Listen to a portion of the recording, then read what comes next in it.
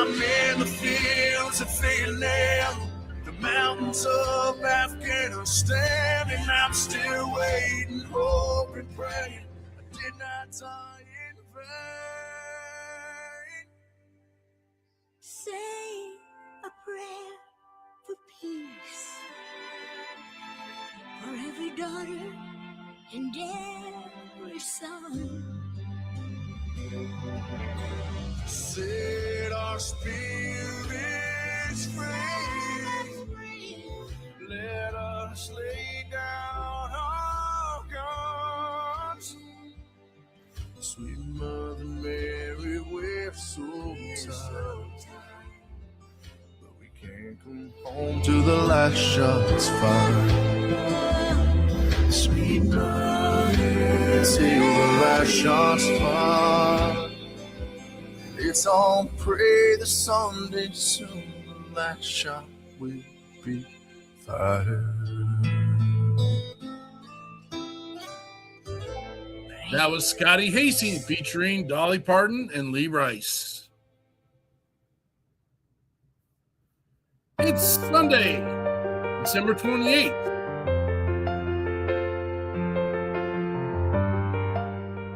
You've tuned into the People's Patriot Project. We got your 6 at 6. Right now, you're listening to We Patriot Radio, proudly produced in partnership with Breeze Across America Radio. Together, we share a mission to remember the fallen, honor those who have served, and teach the future generations the value of a freedom. A freedom secured by the brave men and women who have worn our community and national uniforms. Stay tuned for We Got Your 6 at 6. Promised to love her all her life. Currently playing on We Patriot Radio, You'll Make Her Cry by Matt Williams.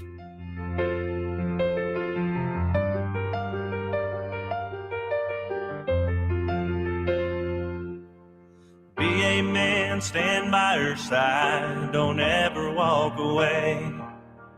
Show the world she's your pride and joy, tell her she's beautiful every day. Left, your left, hey. Left, right, your left. You got it!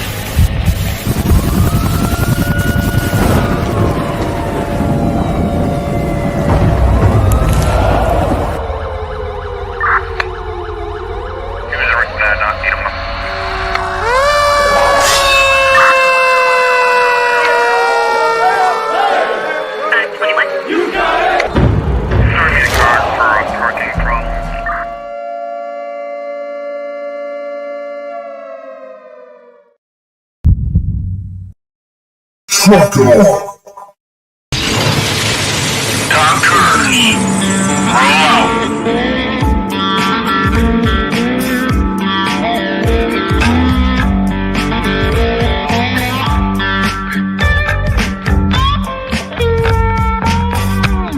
You're watching or listening to We Got Your 6 at 6 Patriot Playtime.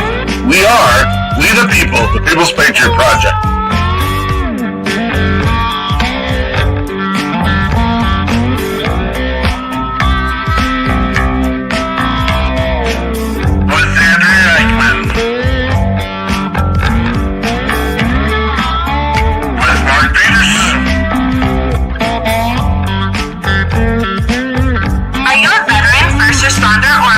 Looking for a place to put your skills set your thoughts and ideas or want to help continue the mission, you have come to the right place.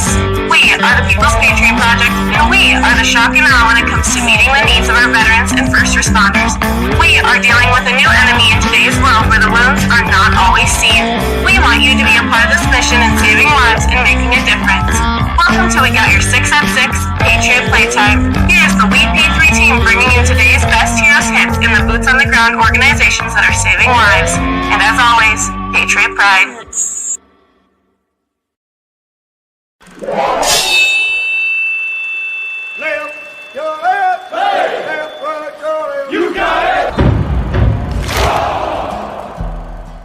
Truck it on.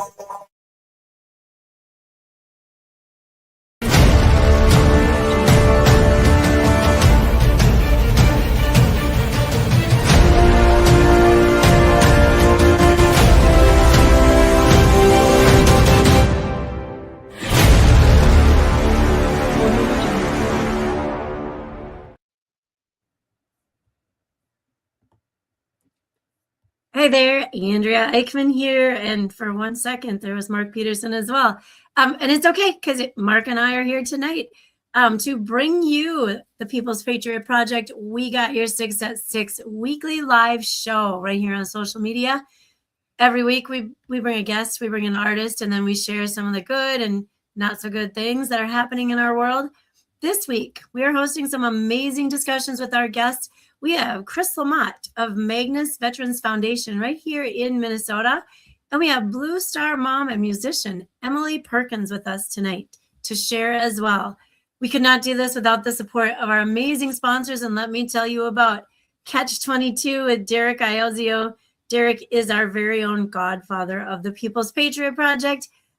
His peer support group he's got a Warriors group. He's got his Catch 22 group. And they are all here to help you. You can join their groups. A lot of it is done online. And just check out Catch 22 Peer Support on social media. You will find them as well as the links that I provided below. Then we also have Operation Texas Strong coming straight out of Texas with Bobby and Peggy Krutzinger. And the Krutzingers are always collecting used RVs that are donated, and then they give those to homeless veterans. And they've taken a few hundred homeless veterans off the street, put them in these amazing homes. I mean, sometimes you have to fix them up, and sometimes they are straight off the lot, well taken care of and ready to roll. So thank you to all the people that have donated to Peggy and Bobby Krutzinger's mission down there in Texas. To all of our sponsors, our guests, and our listeners, we'd like to thank you. Before we let's dive into this week's show, but please take a moment and join us for this amazing version of the Star Spangled Banner with Dave Bray, USA.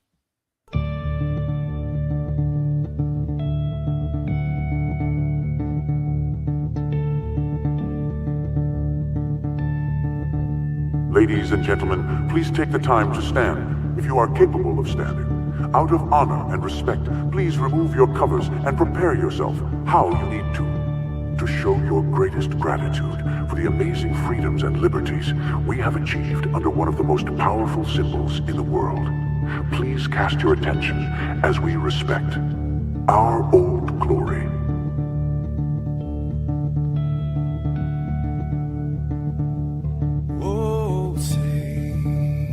Can you see by the dawn's early light what so proudly we hailed at the twilight's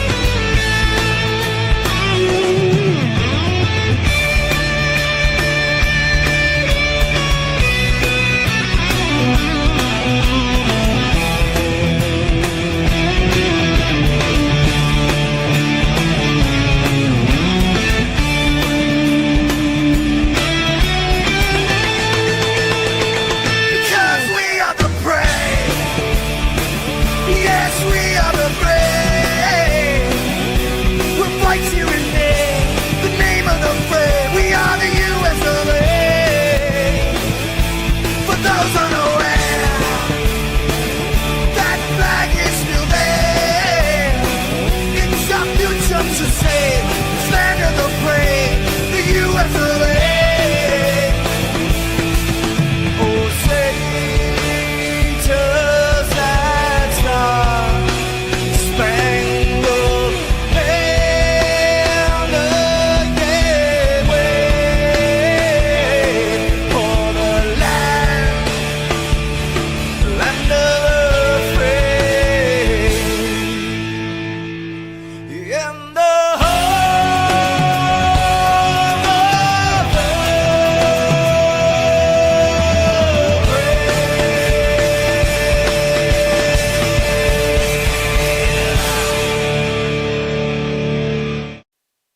Patriot Pride.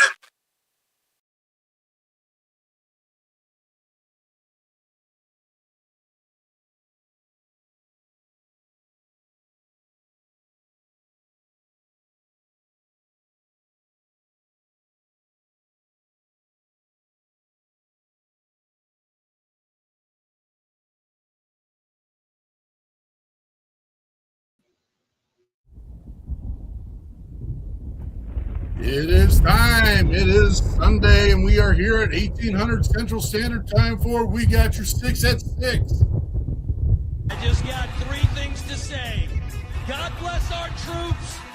God bless America. And gentlemen, start your engine. It is time. We are here. It is ticking down. 2025 is almost over, folks. It's almost over. It's the 28th of December, and we are here for We Got Your 6 at 6. And we've got some pretty amazing guests here tonight. We got Chris Lamotte, gentleman right above me. If you're in podcast world, you won't get to see the beauty that's on the screen, but we got Chris Lamotte here, Magnus Foundation. Hey guys, I'm really glad to be here. Do you see those two guys right there, Chris? Yeah, Do you know where those guys came from? I do. I would imagine Doc. You got that from Doc, huh? They're Alderman. Sean Alderman, the founder of Magnus Foundation. I went out there it's been a chunk of time. The building was not in it was in construction. They were retrofitting it for the foundation, and he was giving me the tour. I have a USO Sesame Street shirt here. He got it in my size, extra small, because that's probably all that was left there. But I have one laying around here someplace. Anyway, but and Sean asked me, he says, "Hey, can you throw it?" That's the only thing I got in my studio right now, because everyone else knows I recently moved. I'm not setting.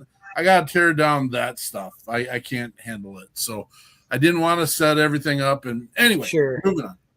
I don't want to cover them up. But then we got Emily Perkins here from down south, the land down under, not Australia, Texas. Texas, that's right. Yeah. Down almost in the Gulf that's been renamed. I don't want to offend anyone. I don't know. What do you call it, Emily? I'm going to let you make people mad. Oh, well, no, it's funny because being a musician, I'll sing Pink Houses. And at times, the Don Mellencamp song, and the time, I'm out the Gulf of Mexico, and people scream out America. And so then you'll sing down out the Gulf of America, and other people will scream out Mexico. And I'm like, you know what? Y'all know the song. It was written in the 80s. That's the way it goes. That's the way it is. It's mixed. It's the way people grew up with it, or it's still the same body of water. So we're kind of on both ends of the river, Emily. A little bit. I mean, she was closer to our other end at one point, but yeah, right off the Mississippi. Yeah. Being a social studies teacher, and I'm going on a tangent. We'll wait to get into the show stuff, but tangent. And again, if this makes you mad, talk to me. I'm okay with that. social studies teacher. We are the United States of America. And so I asked my students, can you call people from Mexico an American? Oh, no, you can't do that. I go, can you call a Canadian American? Oh, no, you can't do that. They're Canadians and they're Mexicans. I'm like, but they're from North America. So can we call Brazilians Americans as well? Because they're from South America. So, but it's a nuance to have the conversation. I don't care what we call it. I think people get upset because of who decided to make the change, and we're not going to go down that path. But another place, another time, another thing, all the things. So whatever. Little feather for your cap, folks. We're going to get into these folks here in a minute here, but as we say every weekend, we come here, and this is a working group. We work to help support veterans and first responders. And so the first thing we're going to do is put the listeners that are listening, we're going to put you to work because each of you have a device. I'm almost confident. I know not everyone's got one, but I'm willing to bet the majority of us have one of these in our presence. So what I want you to do is open up to it can be a social media feed. It can be your contact list. I don't care what it is, but you're going to type in just checking on you or just thinking about you. It can be your vernacular, but this segment of our show is called Check Your Six. And what we do is the first thing we do is we check ourselves. We're part of it. We've been out. We've been battling. We've been doing our thing. We've been out. We've been in crossfire. We've been in direct combat hands. Well, it might be mental, it might be physical. We've been in a battle of some sort. So you need to check and make sure you got no oozing fluids or anything emotional, anything going. And if you're not okay, then you need to act on that. You need to get hold of somebody. Get hold of someone that you trust. Get hold of an organization. We have over 400 organizations within the People's Patriot Project Network. It can be, and I'm pretty confident if you reach out to the Magnus Veterans Foundation, I'm pretty sure that's what they do. But if you reach out to the People's Patriot Project as well, reach out and let them know something's not right. That's not a moment of weakness, folks.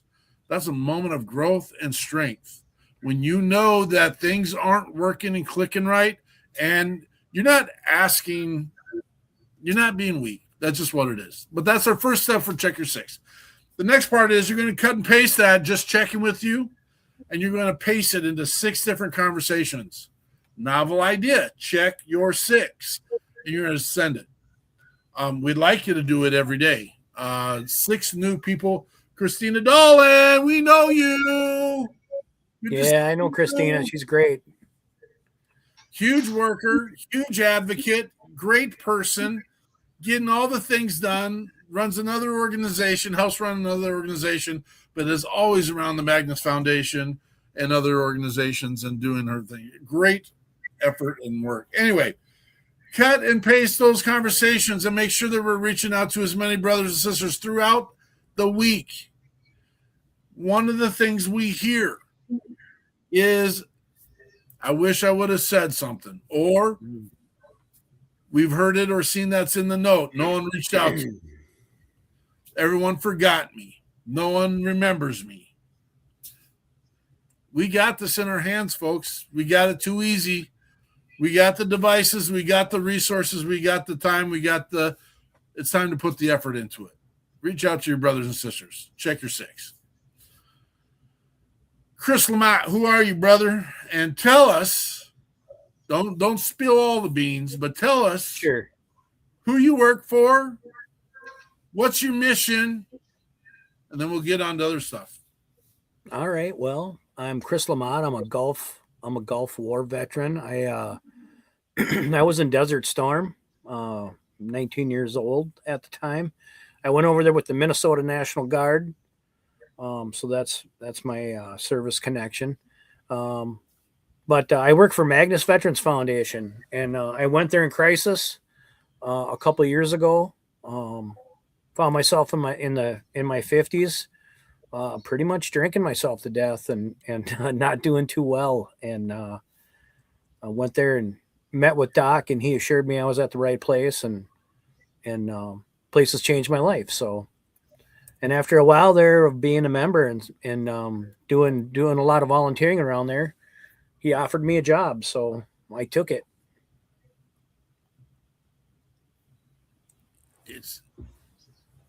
I'm looking at the webpage now. We have to have another conversation at another time, but real quick, we threw the name out, Magnus Foundation, but yes, sir. Tell me what they do. Magnus, I think of them as a performance center for veterans.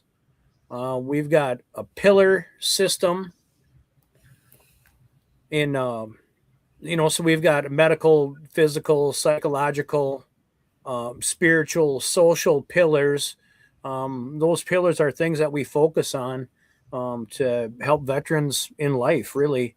And a very unique thing about Magnus is that Magnus not only takes care of the veteran, but also takes care of the family as well. So the spouses and children of those veterans also receive care, which is, pretty amazing. That's not something we get from the VA, but Doc Alderman, he founded this. He was a Special Forces doctor. He was, I believe he was a surgeon for 5th Group, but he went everywhere with Special Forces, deployed all over the place, and they created something like this for like Magnus, like the model of Magnus for the Army, called the Preservation of Force and Family, because the military was spending a lot of money on keeping these Tier 1 veterans on the tip of the spear, and we were at war for 20 years, and there started to be a lot of issues coming in with that, and so through this holistic way of dealing with veterans' issues and injuries both physical and mental, they're able to, actually have guys redeploy, and maybe some families not get divorced and stay together. And, there's a lot of aspects to it, but yeah. And I'm the social pillar director. So I tell people I'm like Julie on the Love Boat. I'm kind of in charge of all the fun things going on at Magnus. Now, I'm pretty prideful in what you guys have built, to be honest with you.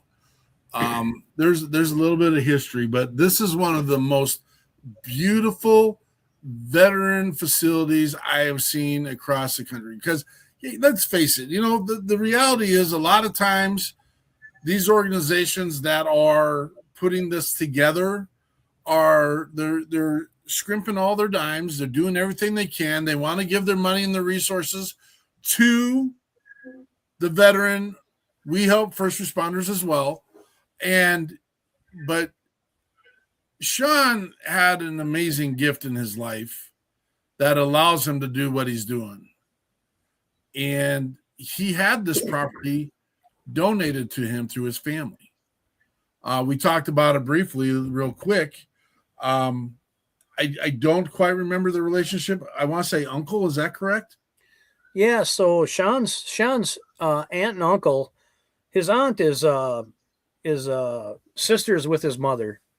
And anyway, Vince made his money. He was a doctor as well. His name was Vince Egan, and Sue Rawlings was his aunt. And Vince had an idea like in 1981 to do Sesame Street Live. And he has downstairs at Magnus, we have a big poster board, and there's a hand-drawn poster on there of like Cookie Monster on a stage. And he submitted that thing with his idea to Jim Henson at the time in 1981. And the story goes that Henson went for it.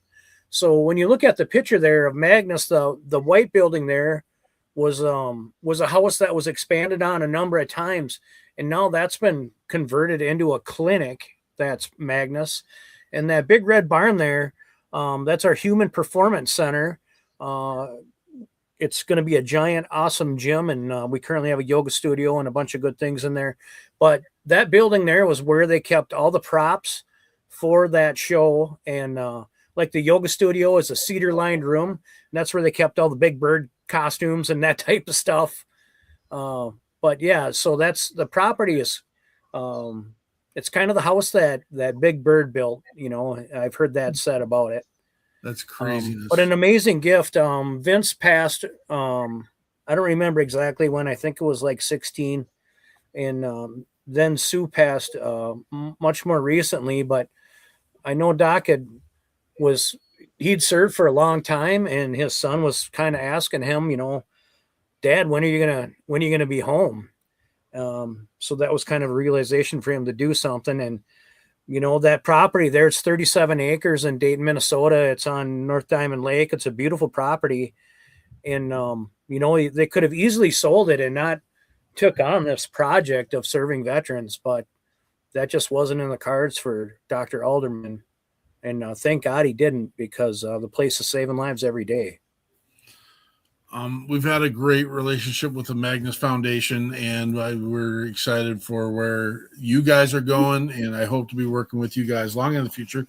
There's that little evergreen tree down there in the bottom, kind of right. That's kind of it's no longer there, but that's kind of where WP3 sets up. That's where we want to hang out all the time. That's our space when you guys do events. That's your festival spot there. That's our spot. I don't know what I was going to say. I like the dog. If that tree was still there, this dog would go down there and do what it needs to do to make sure that stays our space. That's what I was going to say. I don't know if that's appropriate. It's or not. Mark. Awesome. We are excited to hear more about Magnus Foundation, what you guys are working on, but I want to bring this young lady into the conversation as well.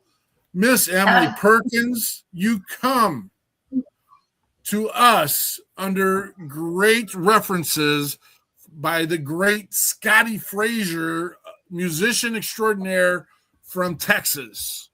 I love Scotty. I'm a singer-songwriter out of Texas, and I actually work with Scotty and his nonprofit for Sargent Records. And we put shows on together, and I love doing that with him. And I've done that with a couple of other nonprofit foundations. Most recently, I worked with Two-Step Tribe, Sargent Two-Step Tribe Foundation for Gold Star families. For Tracy, yeah. And it was a mountain to climb, and we climbed it, and it was something to do. We worked Gold Star Family Day, and we had a show in Conroe. We had over 20 performers, and I was the musical director, putting them on, taking them off, getting them set up, giving them the time that they go on and go off. And every question in the world was asked to me. I was there for the music. Every question was asked for me, but it was a wonderful way to celebrate Gold Star families. Now, I'm a Blue Star mom, so any chance that I was able to lift up a Gold Star family, of course, that's what I was going to do. And I normally do shows celebrating women in rock or women in music. So this was a little bit outside of my wheelhouse, but it was really great. And all different kinds of performers came out. It was live streamed. It was absolutely beautiful and a lot of hard work, to say the least. But I think that we raised money and awareness, and that was the goal, is to lift up those families. And Scotty played that with me as well. So my husband and I played it, and we had 19 other performers get up there, and we had moments where we read names of the fallen, and taps were played, and it was just, for all the things that went into it, I love the fact that it stayed about the families, and that was the most important. There were some mothers who had just become Gold Star mothers that year. There were a lot of things just going through my mind, and then my son was there, and he's, just got out of the Navy, and he donated his time. He did security while we were there, and it was just really wonderful. And so Scotty approached me about, doing shows with him in the same kind of way, and I was like, well, it's not going to be 20 people, so I think it'll be fine. We could just do this very easily. 5 to 6 performers, much easier to put together. So we did that about a month ago. We did the American Legion here in League City. We put on a show for American Legion, and that was great. We're going to do that again in the end of January. Just any way that we can give back. And matter of fact, my husband and I helped put on this show a couple of weeks ago for a toy drive, and that was a beautiful thing. That helped combine arms here in Houston, and that was really wonderful being able to do that. Was that one with Scotty? Mm-hmm. That was with Scotty, and that was at a brewery. Yeah, it was. It was Saloon Door West. And I was there 2 years ago at that event with Scotty, and we gave him a guide-on that was the WP3 Beacon guide-on, and we also gave him a branded banner of Scotty working with WP3. And that's the first time I met Tracy Laporte, was at that event as well. Yeah. Craziness. It's a circle, right? And they've got amazing craft. It's a brewery, but everyone shies away from the porters and the darks. They got like 5 of them. They got like 5 of them on their menu, and they're like, they're amazing. They're very, very good. Yeah. I can't say this for all of Texas. I know that space. The best brisket tacos I've ever had is at that saloon. Absolutely the best. Saloon Door is great. Yeah. I played for the last couple of years. I played quite a few of those shows with Scotty. I may have very well even been at that one. You weren't that year, and because I would have remembered, I would have grabbed onto you and said, "Hey, we got to have you right now, and let's go." But the last couple of years, I did do those with Scotty. Yeah. They have amazing bands that came in there, so I really enjoy doing it. I'm donating my time where I can. Let's hear those chops. And you wanted to go with the Fire first? Yeah, the Fire. I picked that one. That's my son who I was speaking of, my sailor. That was his favorite, and he played it a lot on the Fire. Is there a lead into that song, a story, something you want to share? Before I got married this June, I'd been a widow for many, many years. My children's father passed of lung cancer, and he was also a veteran when he was young. He was a veteran of the Gulf War, and just these different experiences of being in and out of places, playing music, and kind of like pulling yourself back. That's the songs, not like jumping right into a relationship or anything like that. And so my songs now that I'm writing are very, very different. But yeah, that's why I wrote that song. I had been going and seeing these different performers and just watching people around the room, and thinking about my relationship and what things could be. And it's just, I wrote it so anybody can interpret anything they'd like. But my other 2 songs have lots of meaning to them. But this one is just a fun one that my oldest son really enjoys. This is Emily Perkins, The Fire.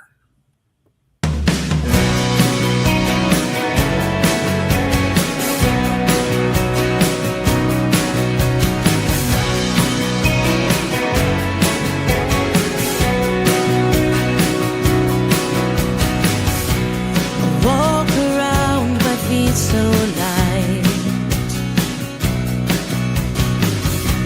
and through the red glow catch your eye. Your lips so sweet as words do fall. It's like you're screaming in my heart. Girl, let go of it all. Shadow covers all of my mood. Just to be alone with you. I'm thinking, can't you hear the thoughts of this fool?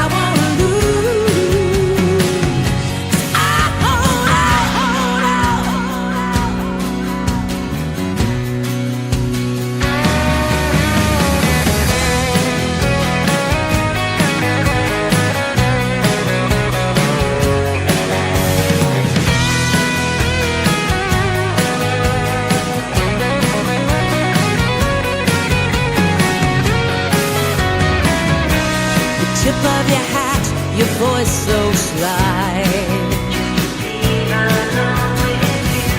Slowly this ember begins to light. The smile was raged, the colors of gold, smoldering, waiting, wanting to hold. You're reaching out and I letting go. What may come, what the future holds, I'll never head back to the old.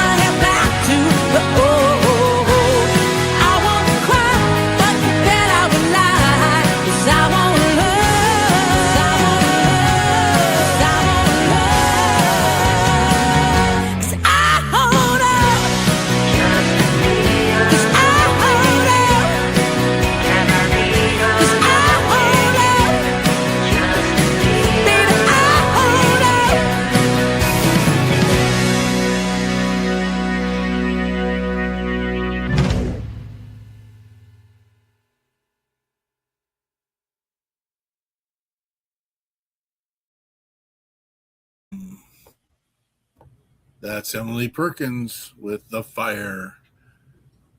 Who is Thanks, Emily. Who's your influence in the music world? So Elton John. Like when I was a kid, I got really sick. I mean, like 13, 14 years old.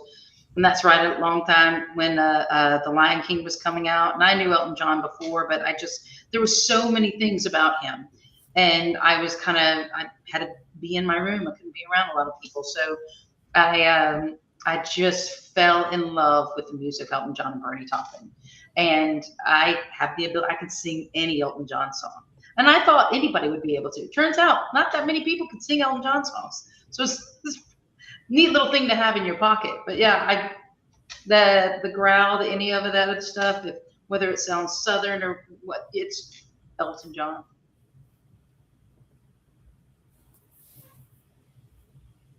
I love it. It's the sound is driving. It is. Do you got any band members you want to shout out? Oh, actually, those band members are really my producers in England, Harvey and Gray Music. I had a band called Red Iris, great band. You can still grab the music now.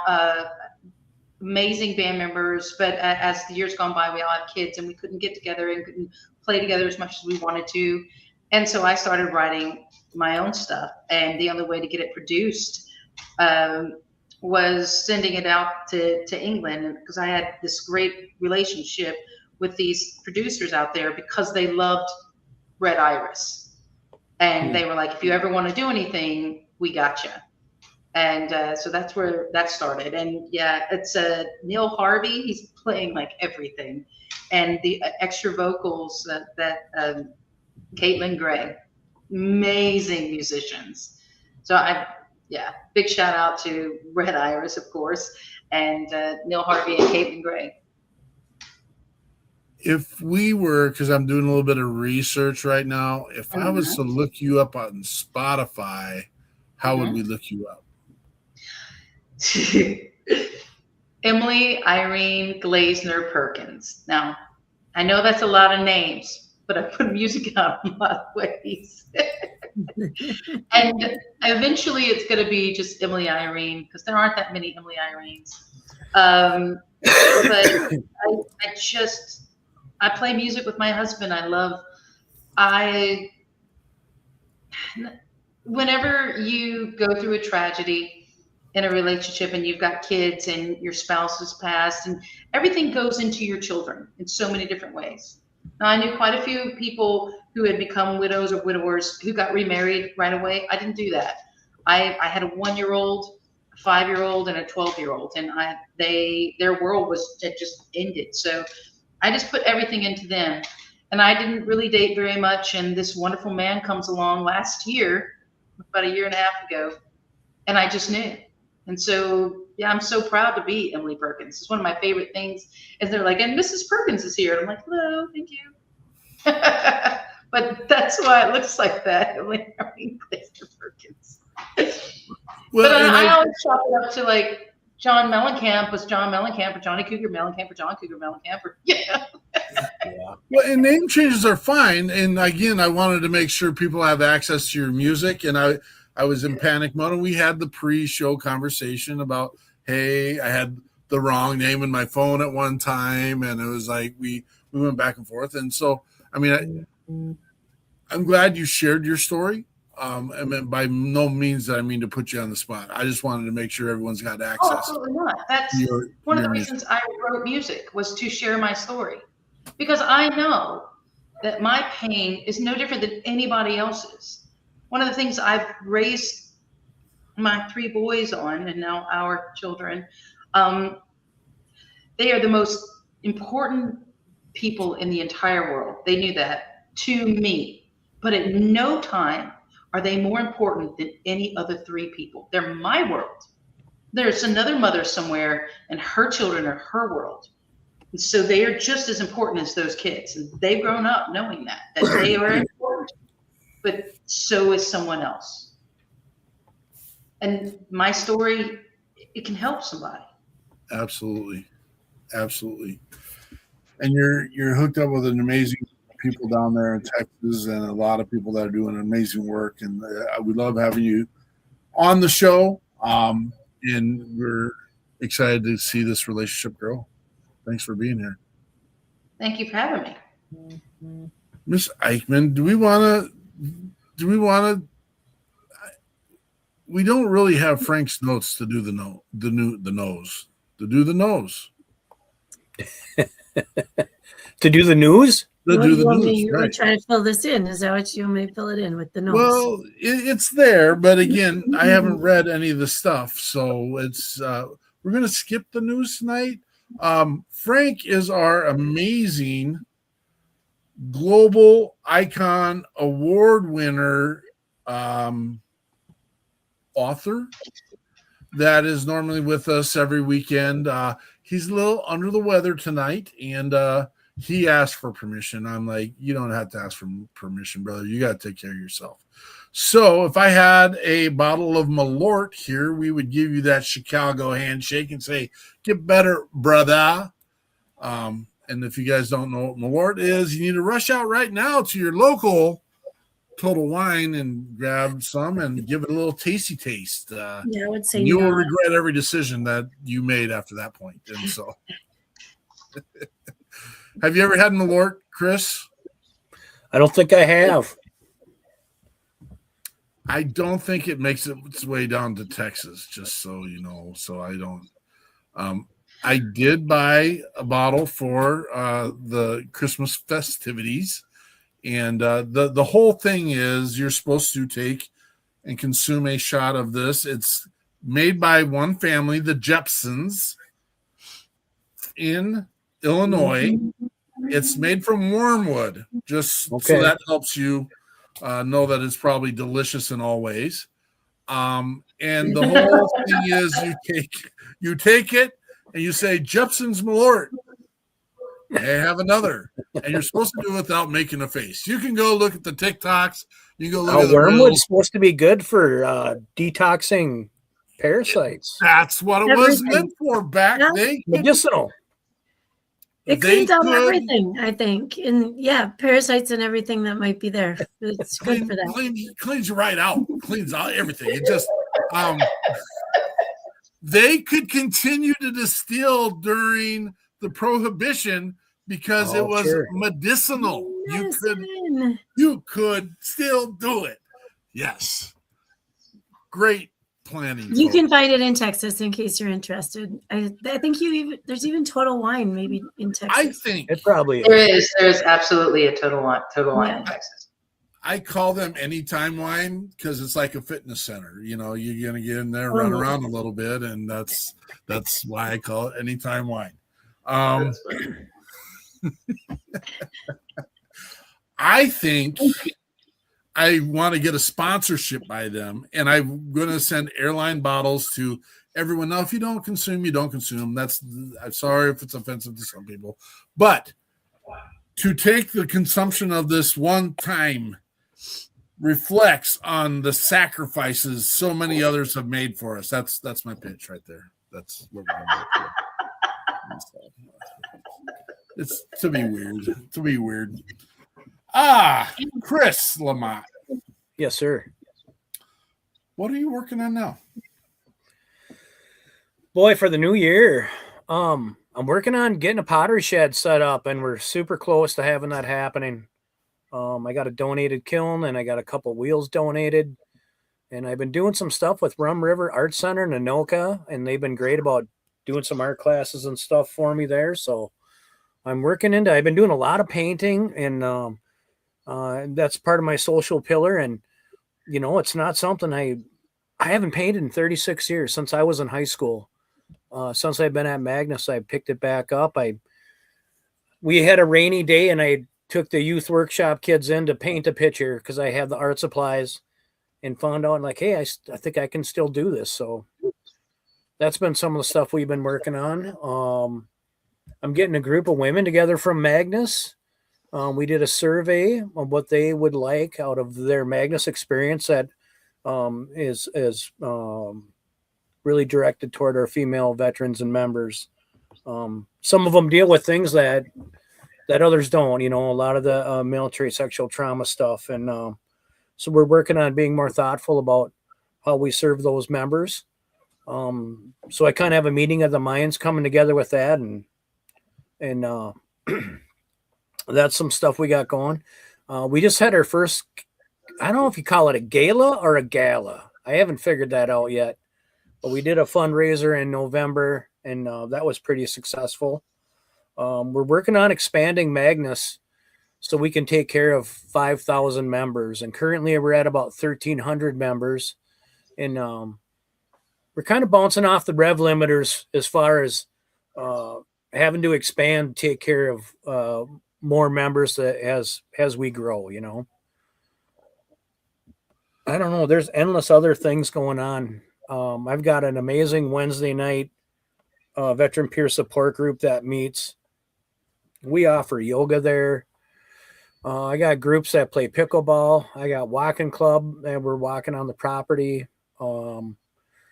Everything from book clubs and open music and open art nights to youth workshops. My youth workshop, they're going to be doing some 550 cord bracelets, like survival bracelets coming up.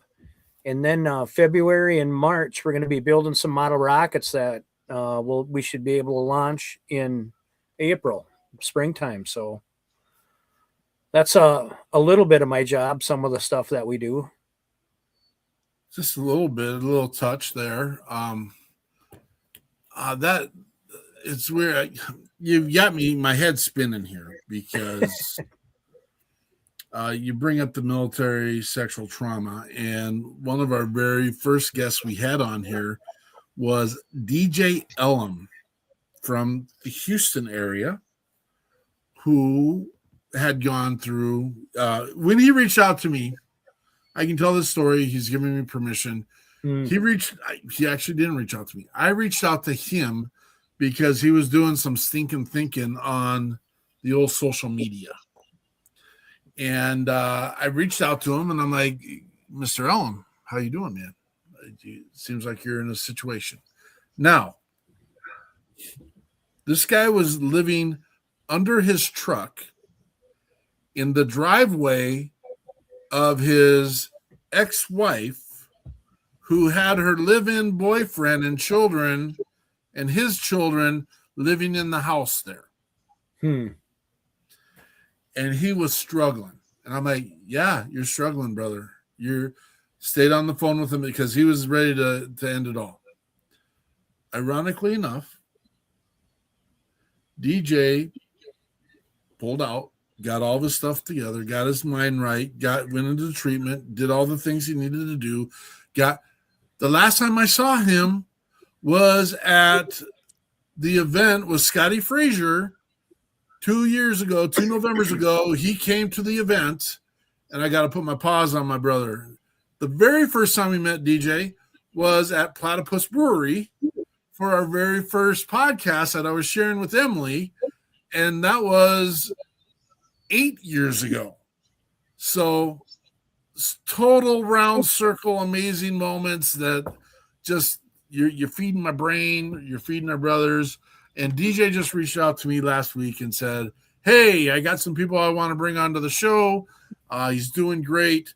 He's moved in the right direction, and he's doing what he can to help other veterans as well. So just love sharing those amazing stories. I know you got a handful of stories from Magnus Foundation, and I just thank you for finding it within you to go to the next steps and making sure that we're taking care of those that they don't need to be fixed, they just need to be understood and be supported. That's it. That's it. You know, Doc says this a lot. You know what? We have the VA, right? Not all of us have had good experiences at the VA. And I think when some veterans, when they finally hit the end of their rope, they finally like call the VA, and the VA goes, no problem, man, we'll get you in. I can set you an appointment in about 6 weeks. And that's not the right answer. You know, I mean, like that person isn't going to make it 6 weeks. So when I came to Magnus, I was in pretty rough shape, and went and got some ocular acupuncture and had a talk and went and did some yoga, and that's kind of how it all started for me. You know, I say this time and time again, not that I'm not the authority, folks. I want to be honest with you, but I'm willing to get in the trenches and get a little dirty. We have 86,000 organizations in our country saying they're helping veterans and first responders. I can tell you right now, less than 10% are doing that. They're getting or doing any part of the job. The frustration is because of veterans and first responders never want to rely or count on anyone else for help or support. So they dig a hole, and they keep digging that hole, and they don't realize how deep that hole is getting because they know they've been trained. The reason why they went into the service is because they're action oriented. They are going to do this. I'm going to do this on my own. I don't need to tell anyone, and they keep digging that hole. So by the time they reach out to you, they're in crisis. It is beyond crisis. So we don't have time to fiddle fart around. We need resources. We need to have the tools in place now so I can pick up the phone and say, boom, we got a spot for you. We can help you. We'll get there. We're getting there. I hate saying that we're going to get there. One of the worst things I hate is when I listen to a coach, and I've done this for years because I was a coach, is we'll do better next year. Hogwash. Hogwash. That's a goal. That's a destination. There are no goals and destinations in helping people.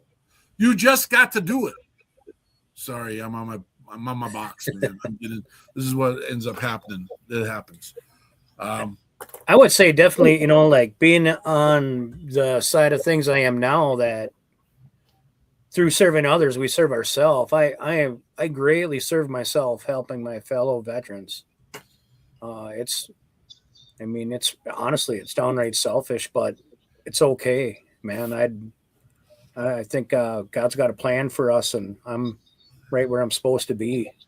That is super hard to say that, Chris, and because it's something I say regularly, is I feel super good when I'm doing this.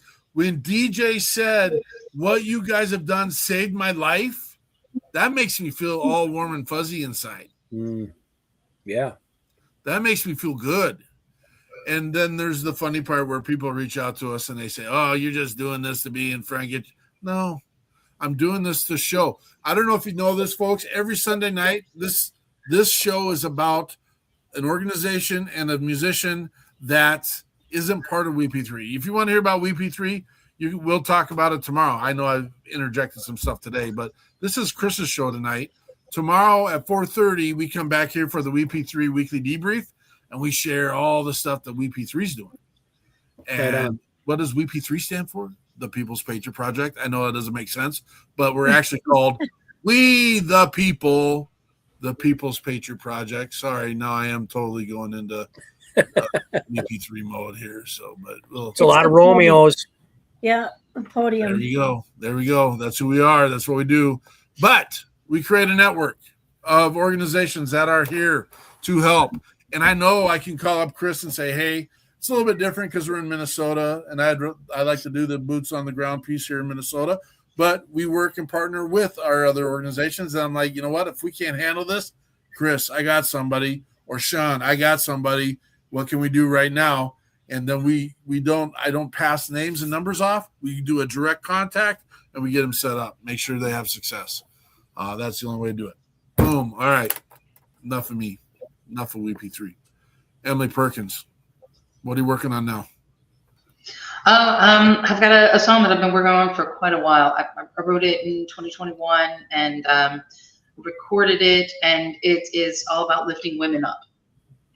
Being a single mom and having to do what I was having to do, and seeing other people around me having to do, and then going through COVID and seeing all these moms who had to become teachers like that. Let me tell you right now, I am not a teacher. Teachers are wonderful people. I am not one of them. It was so hard to do that. I know so many women who do so many things, and unfortunately, we have been raised to push each other down instead of lift each other up. We have been raised as there can only be one. If there's a CEO and it's a woman, it's only going to be her, and there could be a lot of guys under that. If there's, a show, it's so sad, and it's changing, but that is absolutely a thing in life. So I wrote a song. It's called Spotlight, because the spotlight seems to always be on us as moms, as women, as sisters, as mothers. We have this, and it's stand up and sing, because here comes the world. That's the refrain that goes through the song. And I recorded it here in Houston at Lucky Run Studios, and I'm going to be sending it off again to Harvey and Gray, and I can't wait to get it out. And I've had amazing people sing on this. So everyone except for the bass player, because just couldn't work it out that way, except for the bass player, is a woman. I've got a percussionist who came in that I knew, other singers that I just really love so much in my life. And being a singer, as long as I've been a singer, I've had people who come in and out of my life who are friends or just now acquaintances.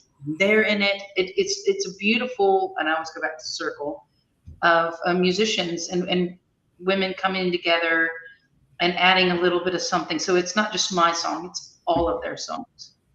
So that's what I'm working on, and it's called Spotlight. You're working on it's not done. It's not done. No, it's not done. Because I was baffled why we're not playing that song. That's the only reason. That's the only reason, because I just love that song. Yeah. When it's done, we get to play it, right? Absolutely. Yeah. I will send it to you. Yeah. That's outstanding. Well, you're working on Spotlight. Mm-hmm. What are we going to listen to right now? We're going to listen to I Lost Her. I wrote this song for everyone, and I mean that everyone has had a woman in their lives that has just been so pivotal, and they've lost them. The particular person that I wrote this about was one of my best friends, and she died suddenly at a very young age, 2 years after my children's father had passed. And I was very numb, and I couldn't grieve. I couldn't write about it. I couldn't do it. And 2021 comes along, and I just was inspired, and I wrote quite a bit in 2021, and I wrote this song for her. I know who I'm writing. Her name is Tracy. Her name is Tracy Cushman. She and I were great friends, and we were friends because we were Elton John fans. And she lived in Louisville, Kentucky, and I lived in Texas. And this awesome quarterly magazine called East End Lights put together young Elton John fans, and we became pen pals.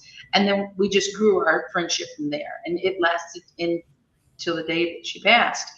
And as I was writing it, I thought of all my other friends who their mothers had passed, or their aunts had passed, or their sisters, or there's so much that goes into that relationship that I have with my friend, but also that you have with your mother and your grandmother and your sister and your aunts and your cousins, and even your enemies, like even people who were once part of your life, if they were to go, you would remember all those things that were still good in your life about them and them being in your life. So I wrote it for everyone to listen to and be able to say, well, that was my mom. That's how I felt about my grandmother. That's how I felt about my sister.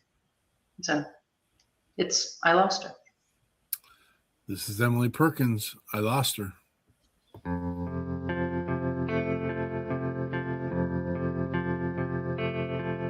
I lost her. She doesn't live here anymore.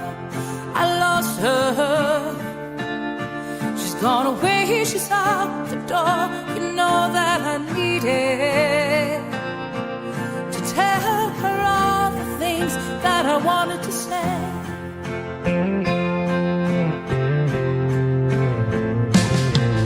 I lost her. And the smile she used to wear, she was clever. And Lord, she was daring. She would carry the weight of the world, and you could never see. She'd say, don't look back, don't turn around. Can't you hear me now? Don't you walk away, don't you walk away. Walk away when I'm talking to you. Don't look back, don't turn around.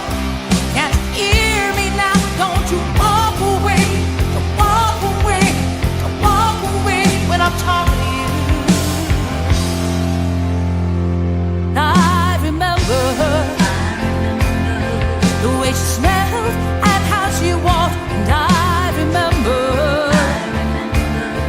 the way she'd look at me when she was talking. She would tell me, say, baby, baby, no, it's gonna be okay. It's gonna be okay. She'd say, don't look back, don't turn around. Can't you hear me now? Don't you walk away, don't you walk away, don't walk away when I'm talking to you. Don't look back, don't turn around. Can't you hear me now? Don't you walk away, don't walk away, don't walk away when I'm talking to you.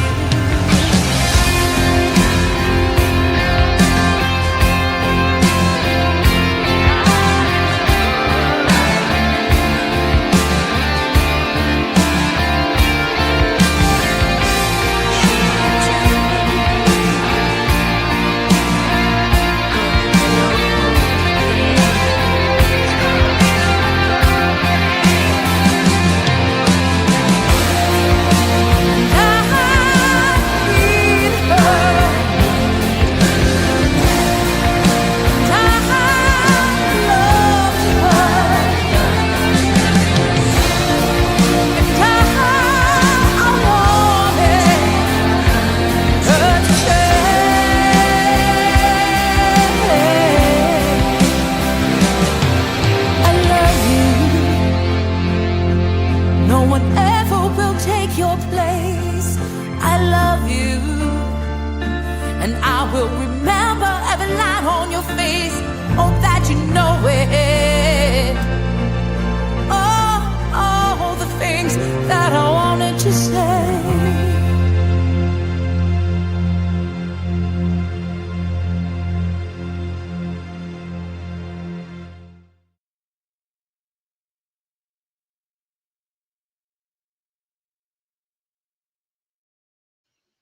That is Emily Perkins. I lost her. Thank you for that. That's beautiful. Thank you. Thank you.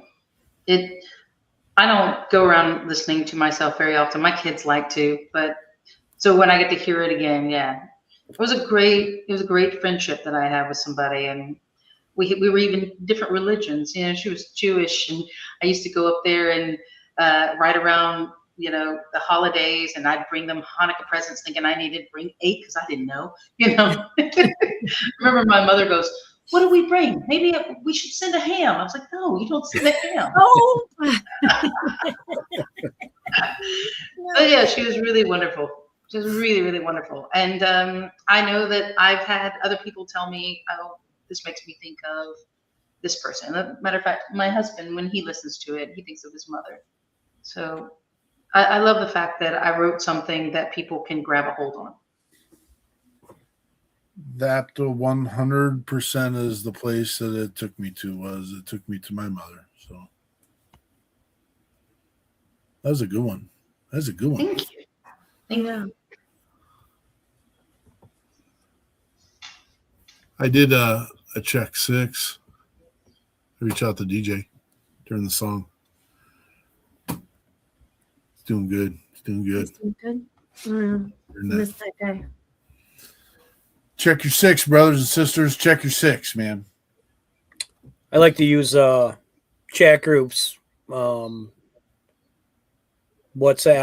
I've got some groups that I do with. I did a 23rd Veteran Recon with Daniel Crawford, and I still stay connected with those guys through that, guys and girls. And then also got some support groups and stuff too. And yeah, just the day after Christmas, one of our guys on there and just threw out that buddy check, you know, hey, checking in, buddy check. And everybody responded, you know, it was great to see. And it's cool having that support system. It never hurts. That's the whole thing that now granted, do you run into the occasional riffraff of veteran tagging veteran, and yeah, there's that stuff, but there's not been a place in this country, the entire country, that we've stopped into and it wasn't like I'd known the people my entire life. With these organizations and with these people, and just when you get to, that's why they call me Pause, just because it's weird. I will get to put my paws on you at some point. Sorry, Emily, that sounds weird, but it's in all good. It's in all good, and that was when we built this show. We started traveling and going to other people's organizations and live streaming their stuff. And that's something that, I mean, we're even interested in doing down there at Magnus during the event. Oh yeah. That was Nashville. There's a bunch of buddies in there, just friends. Travis Partington. Oh, I can't remember. Oh my gosh, Chris Turner. Gabriel Brown. Gosh, dang it.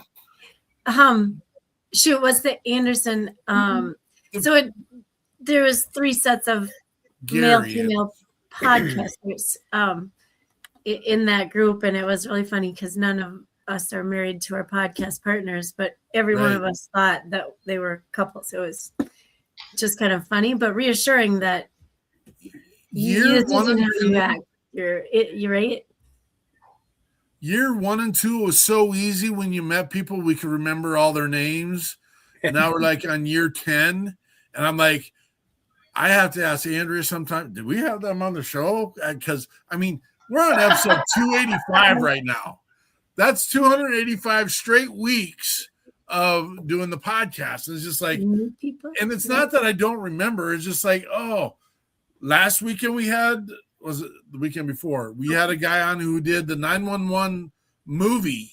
Oh yeah. And I remember when it came out and I watched it right away, and I even started pulling some of the characters that were in the movie who are they're not characters, they're personalities that were in the show that are first responders.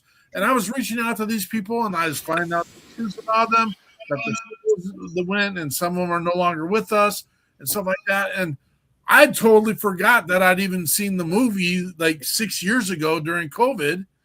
And I'm interviewing this guy and we throw the trailer up. I'm like, oh my gosh, I gotta apologize, man. I love this documentary and I love what you've done.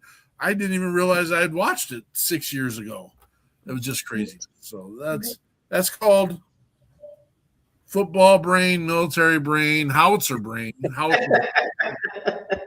howitzer did a good job on me. I was a gun guy. So that was yeah. Anyway. Amazing song, Emily. Thank you for sharing. Thank you. Yeah, it was great. Thank you. You've already kind of shared, but what's there? I hate talking about destinations because we don't have destinations. We have mile markers and we roll right through and keep going. What is Magnus? Not what are you working on, but where do you want to go? And you've kind of shared some of that. Sure. But go ahead and expound on that a little bit more, Chris. Well, Magnus, we currently have about 1,300 members. And that's just over the last few years. And we are working on expanding to take on 5,000 members. And, we feel like it's a member experience. Patient just doesn't seem like the right word for it. And to me, it feels like it's family when I'm there. You get there and step out of your car and you can just feel this overwhelming sense of peace on this property. And sometimes it really just, you can feel the spirit there, but we're looking at expanding to take care of more veterans. Maybe changing some of the property up a little bit to do more things, maybe doing a little expansion. I don't want to count my chickens before they hatch, but currently we're working on that big red barn that's got to get HVAC'd out, get some electrical and some insulation and some of that done in there. And that's going to be our human performance center. So we can take the gym space that's in the clinic space now, and that will turn into 8 exam rooms and a surgical room. So Doc and other doctors will actually be able to do some minor surgeries at Magnus as well for our members. So, yeah, pretty neat stuff. Such an amazing job out there. And again, we follow you religiously on the old social media. It's I don't want to say it's tough because it's not tough. It's a blessing. Knowing that we're all going different directions, different ways, different spaces. But then again, like you said, we end up doing the reunions of each other's events. We haven't done an event for WP3 for a few years because we're too busy doing all the other things. And it's a fight we have regularly. It's a fight we have regularly, and it's like we got to do our own. But then talking with Christine Nadal, and it's like, we need to stop getting into this spot where everyone's giving their, $40 or $100 to each event. Sure. When we're all visiting each other's event, and we got to figure that piece out, because I'm spending $1,500 a year going to people's events, and we're promoting everyone at the same time. And so not being greedy, just saying, hey, we could use that. I fight this. Every organization has a website. You have to pay for those websites. Every organization has social media advertising and marketing. You got to pay for those things. All these things cost money, and 86,000 organizations are paying for all those things. We got to figure out a way to retrofit this and kind of cut back so we can help more veterans and first responders. Bottom line, period. We'll figure that out. We'll figure it out. Not tonight. We'll figure it out. No, I think doing what you're doing and just making these connections with fellow veterans it's a big deal. And I always say this: none of us are as smart as all of us. When we get together and do some brainstorming, we can solve some problems. I love the collaborative process, and we've always committed to that, and so we're going to continue to commit to that. A huge part of it is the more people that I meet day in and day out, that because much of my life I was disconnected from my veteran experience.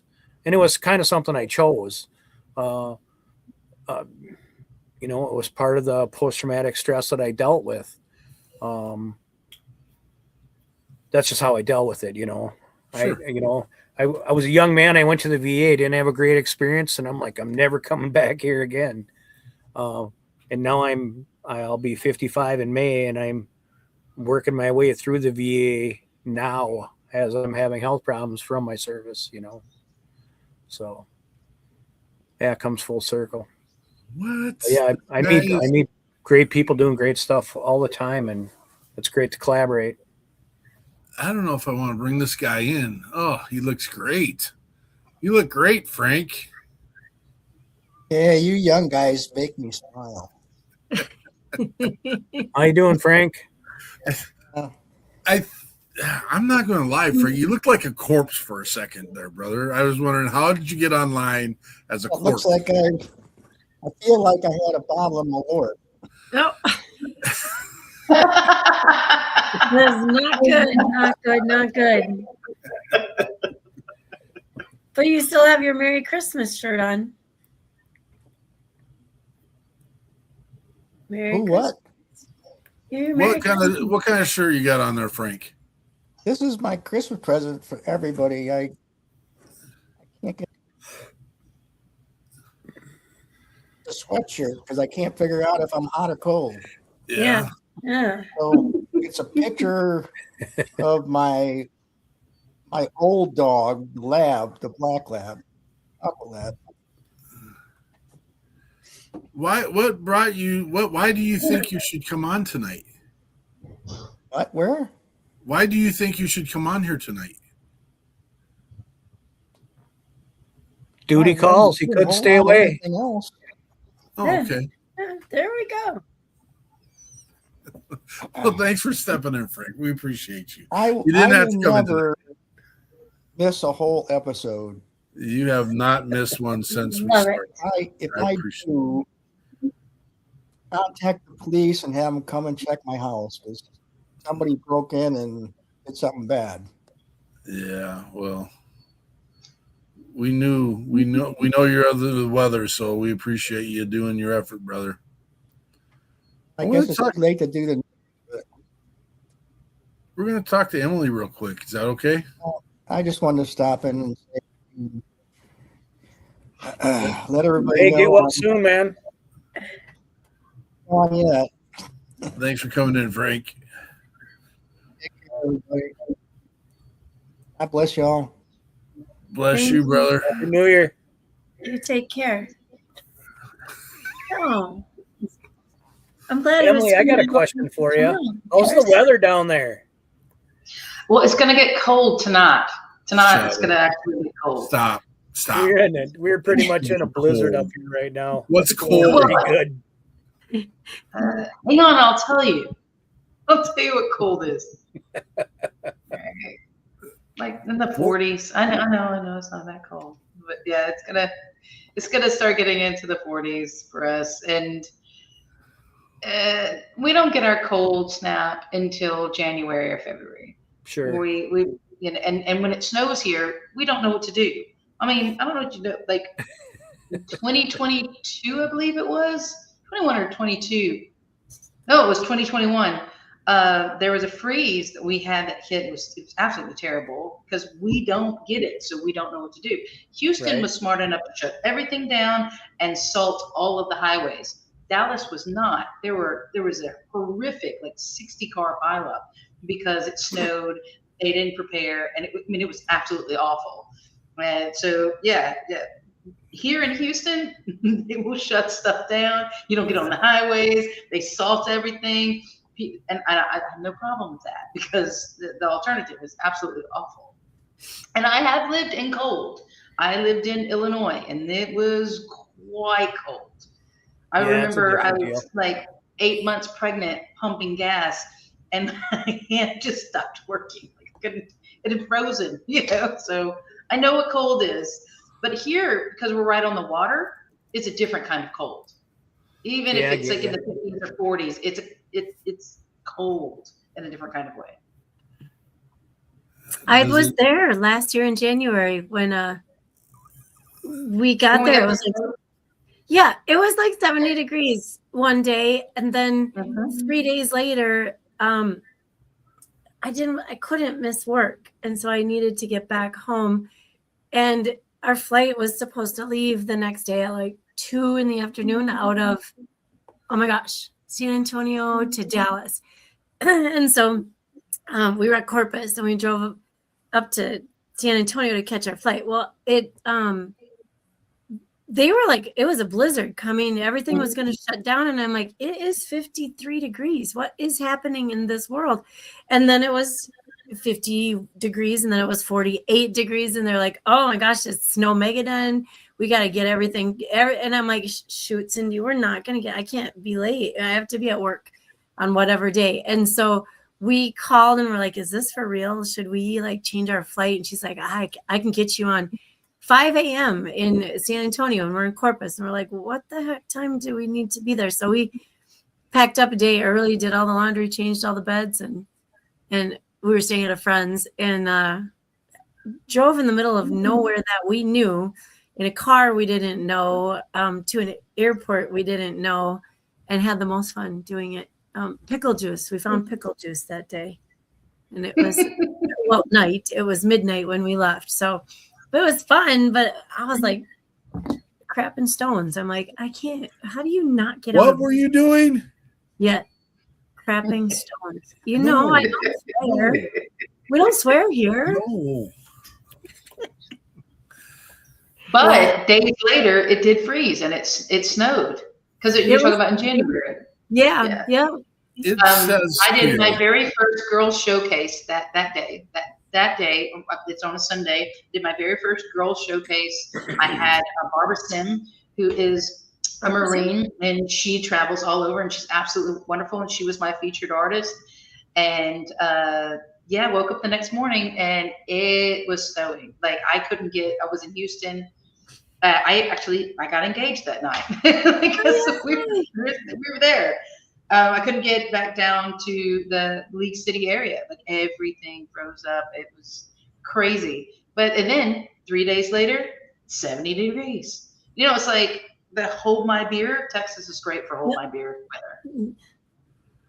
Yeah, that was how I felt. I was like, we're going to leave, and then it's going to be nice again. We just wanted some sunshine on our face is all. But it was good, but it did turn cold fast. Mm-hmm. It says today the high is 31, the low is 9, but it's negative, or it's 7 right now. So that's not, I don't understand that math.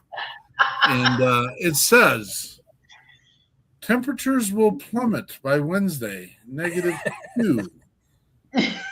You win. You absolutely win, Mark. I'm not trying to win, man. I'm trying to lose here. We're winning. Okay? You win the cold battle. We're good. Yeah, we need ice for ice fishing. We got broomball to play. It's hockey season. All right. It's going south season. Just saying. Is it time for beach and tacos? Yep. Time to get out of this place. That was one of the funny pieces we talked about. We just did 2 weeks ago the Reads Across America events here at Fort Snelling, and it was cool. It was like cool. minus 34 with the wind chill. 43. Yeah, it was a straight minus 13 that day. And it was people cold. were calling in and saying, "Hey, we're canceling. We can't make it. We can't." We ended up laying reeds for 2 weeks because we had some grave specifics we had to do, and we went and we did that. Sorry, Andrea, I had to get rid of a bunch of your picks to put stuff That's in. okay. I was just looking to see if we could tell how cold it was. Oh, not. It looks like Texas. Did you pull one of the Texas pictures? Yeah, It look looks at like Texas. Yeah. Well, the whole thing here in the great state of Minnesota, we have our national outdoor hockey events that go on. No one complains about the cold then. We have the Ilpout Festival, which is no longer around, but that's 30,000 people showing up to that event. No one complained about that ever. When the Super Bowl happened here the last 2 times, I remember going the first year in 1994 with the Redskins and the Bills, and it was crazy cold. There were 100,000 people outside. No one complained about that at all. Show up and lay down your wreaths, folks. We'll be fine. Anyway, Dope. I'll digress. Yeah. Oh, I can't say that. Okay. That's fine. No, you can say that. Emily Perkins, what are you working on? What's your next what's your vision? Where are you going? What are you getting done? Okay, so like I said before, I do a women's showcase. I call it the Girls Showcase. Very artistic, I guess. That's what I call it. And I'm working on having one in February. Hopefully I'll be able to work it out to be able to do it at the Rockefeller, right off of Washington, famous venue here in Houston. And I've already started picking out my artists for it. It's just I really love doing it. I love it. It gives women a place to play whatever they want to play, their music, somebody else's music, and then bring their message and their story and their lives. And it's such an important thing. In a lot of ways, and some people may agree with this, some people may not, but in a lot of ways, especially in music, you have to be better than to be equal to. Like I've played in bands for years and years, and you can go into a band and people can misbehave in all different kinds of ways. But if the lead singer is a woman and she misbehaves, she's going to be branded in a different kind of way. And it's very frustrating. We have to be able to know so many different types of music. We have to be able to just be able to go with the flow in so many different ways. And a lot of times, women who are performers are also single moms, or they're married, but they're still having to take care of the kids before they get to the show. It still kind of wraps into that spotlight thing that we're always in the spotlight. And this way, we're in a spotlight in a beautiful way. And again, we are lifting each other up. It is not about who's better, and it is sure not going to be any type of contest. It is finding that beauty, your story, your soul, your gift, and you're sharing it with the audience. And I just love doing it. I've been doing it for a year now.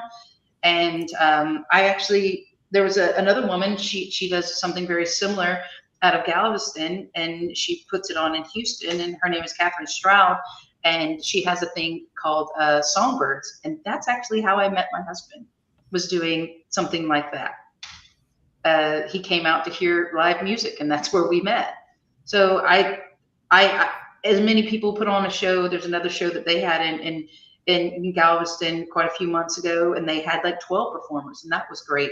Other people are doing it, and it is such a big deal to me because I've raised young men by myself for a long time, and I'm blessed to not have that anymore. I have a wonderful husband, and we're raising them together. But I know there's so many other women out there who are doing those kind of things.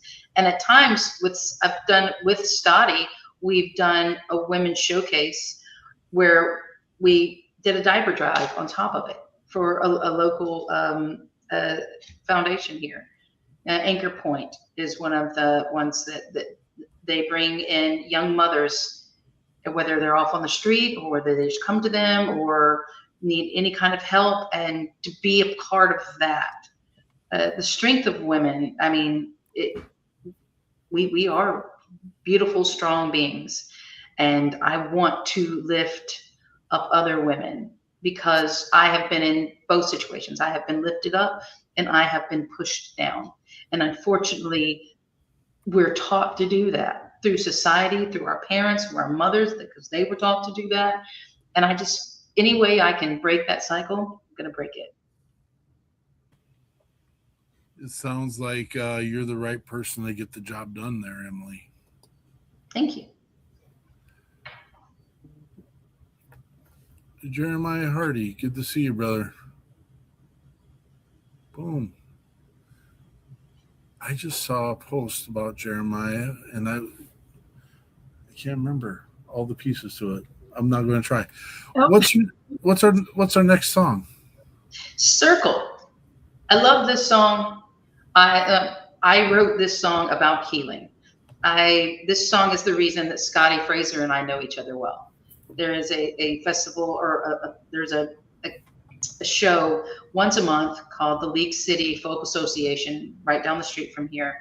And I was asked to play, I was playing it, and I just happened to, the last person didn't show up, so I closed the show. And I closed the show live with this song, Circle. And when I got off the little stage, Scotty was beaming right at me. Like he was like coming over to talk. And because the song is about forgiveness and lifting yourself up and passing on what you've learned to someone else to lift them up.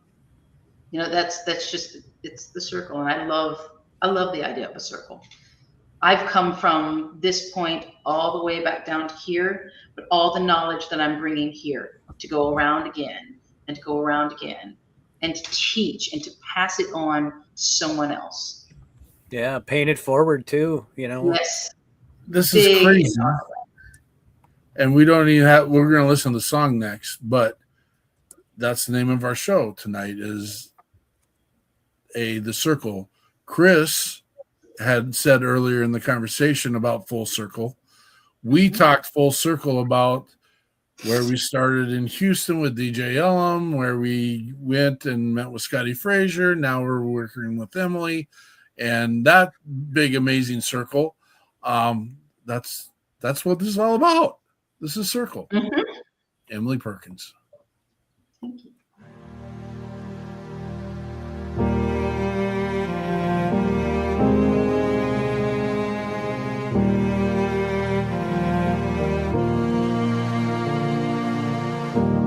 She was lying in bed, and he was watching the clock tick as the drip ran down. He knew she would say goodbye, but she held on to the fight just to see their love again. Then she whispered so softly as she closed her eyes, "You've got to cross that bridge, you got to run the last mile, you've got to wear your smile like it's armor, baby. You gotta cross that bridge, you gotta wear your smile."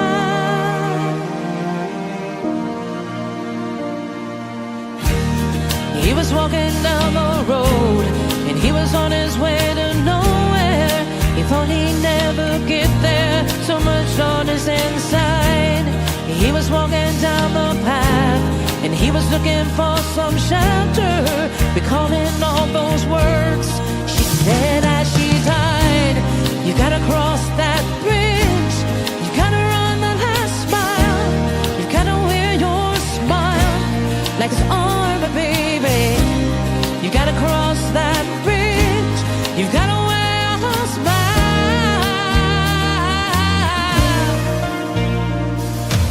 'Cause life is like a circle, watch as we go around.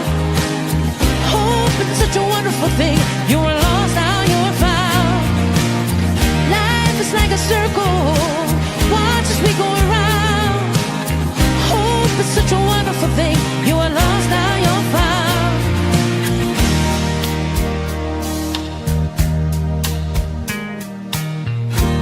She was holding in her hands the last thing that she treasured. She was standing at the edge, 'cause she wanted to fly.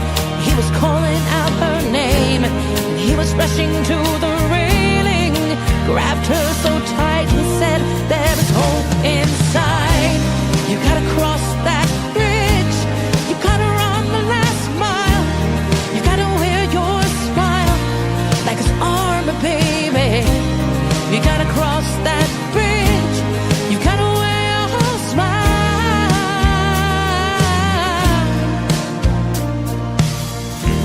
She was standing in the hallway, she was watching that first step. She caught him as he stumbled, his cane by his side. She whispered in his ear, "See, that is just the first step, so don't you give up. I know there's hope inside. You gotta cross that bridge, you gotta run the last mile, you gotta wear your smile like it's armor, baby. You gotta cross that bridge, you gotta wear your smile. Don't you wear your smile.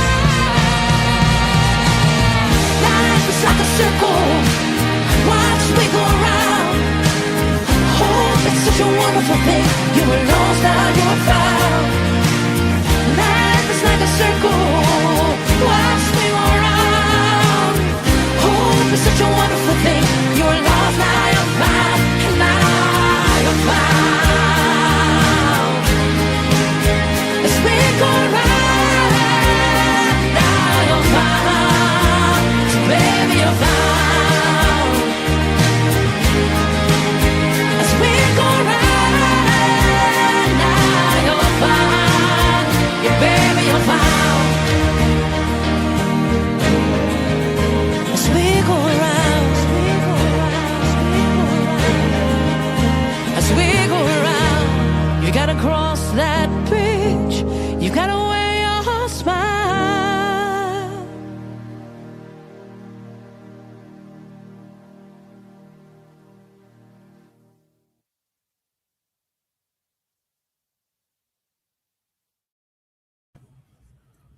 That is Emily Perkins, Circle.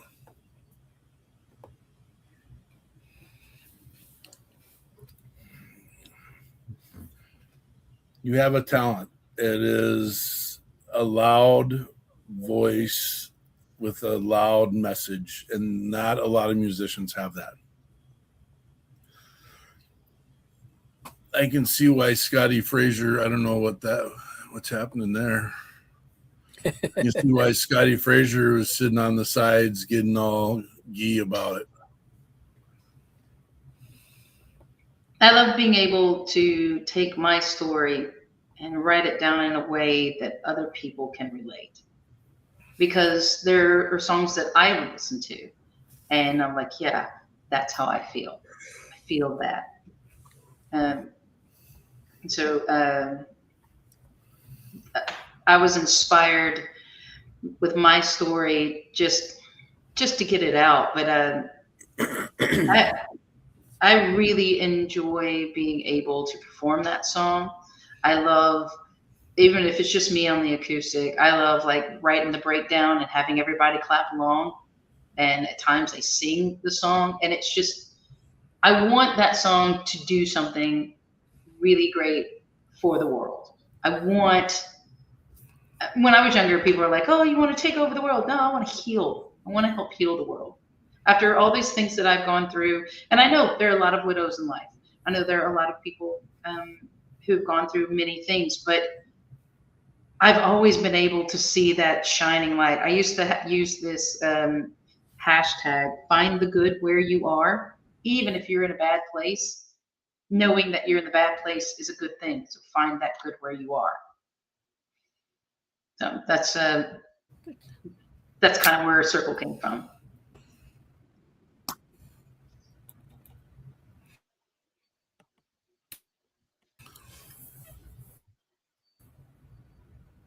You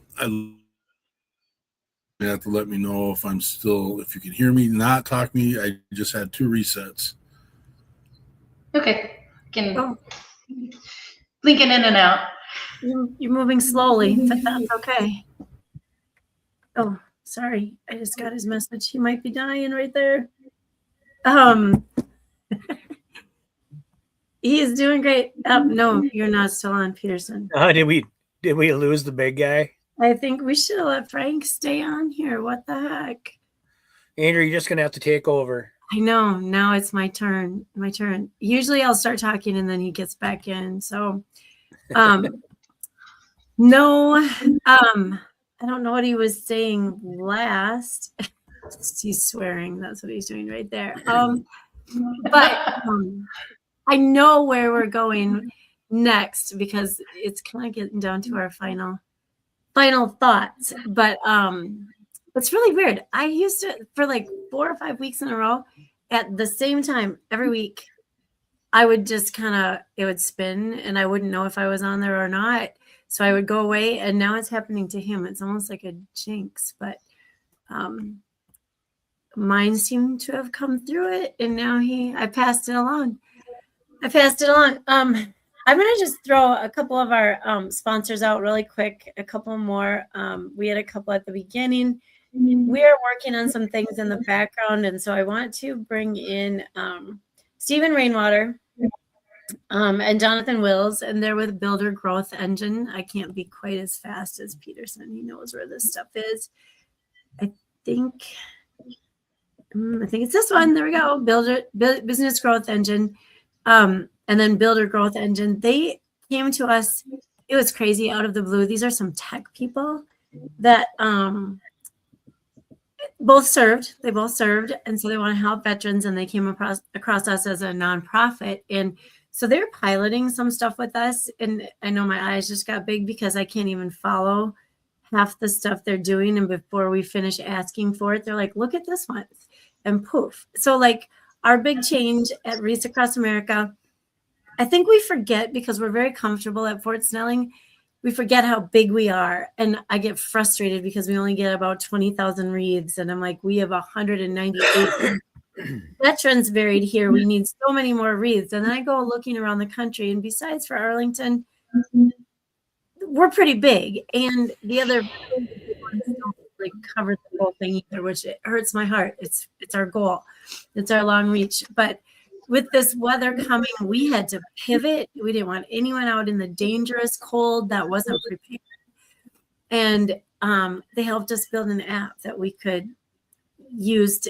We got in touch with the radio station. We broadcast over an FM radio station, which is a big feat right by the airport there. And then we were able to put stuff online and just switch everything. We were taking registrations so we could reach out to people. And we did that Wednesday, and then Saturday we went live with all this stuff, and they're just amazing. And then Jonathan, he comes up with all the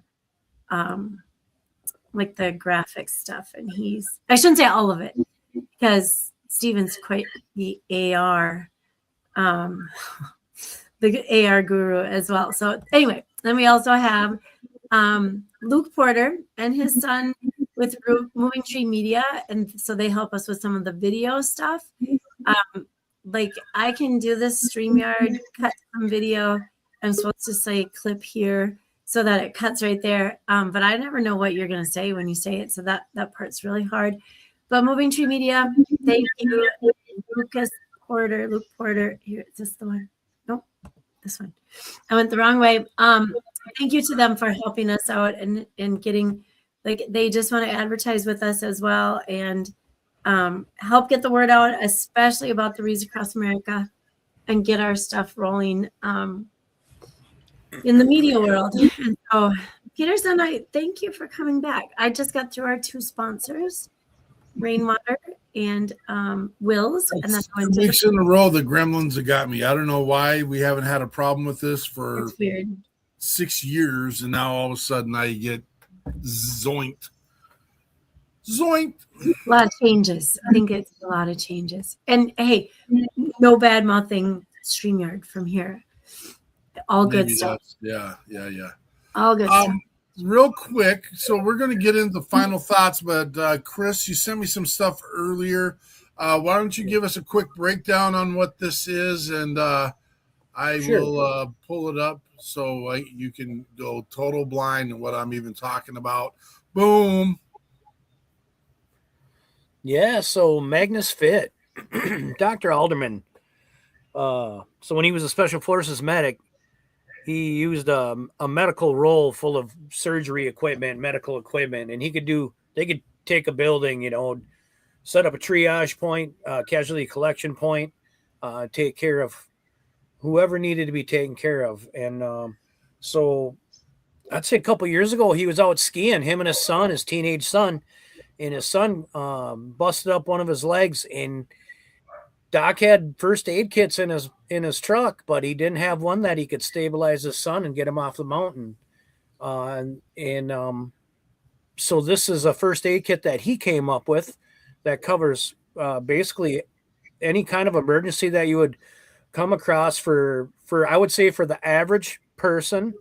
It's got directions down the side of it. There's 6 pouches on there. They all do different things. They're worded with, they're printed with big print on there so you can read them well when you're under stress. But Yeah, 50% of the proceeds of every first aid kit will go back directly to Magnus Veterans Foundation, and a piece of that will also go to Support the Troops Minnesota. So we're partnered up with Support the Troops Minnesota as well, and Paul Ferris Jellyfish Graphics up in Princeton. He came into Magnus to see what Magnus was about one day, and Doc and I were working on this first aid kit, and he said, "Well, let me take one back and see." Because our manufacturing costs were high, and we didn't want to go with a foreign made product. And Paul solved that problem for us and created this kit. So we have something that's designed by a Special Forces medic. It's made in a veteran owned company in Minnesota, and proceeds of this product go back to help veterans in your community. So for us, we just feel like it's just a win-win-win. It's a great piece of kit too. If you got a side-by-side or keep one in your car or truck, in your trunk, at the cabin, on the boat, deer hunting, all the things, those pouches, the website that we put up there, you can buy that stuff there. There's also some fitness apparel on our website as well. And if you use any one of those pouches, so a kit costs about $150. And let's say you used one of those pouches on there, you can just refill that single pouch. So that's a unique thing too. I know, like when we were putting this together, we went to Cabela's and I looked at all the first aid kits and stuff, and you could spend $90 on a small first aid kit, and you open it up and you could never put it back together. It was like a one-time use deal. And this here, it's modular, and the thing I was getting to about Doc, he couldn't stabilize the sun on the mountain. Well, this kit has a built-in splinting device, and that's what's unique about it. And we're hoping to patent that, actually. But pretty cool. It's affordable, and I can also throw you guys out. If we have anybody listening that's interested, they can look this up. But if you put in Magnus 1, we'll give you a little money off on that kit. So makes a great gift, and help us support a great cause. Is that Magnus the number 1? Yes, Magnus the number 1. And what's the discount? It's $5.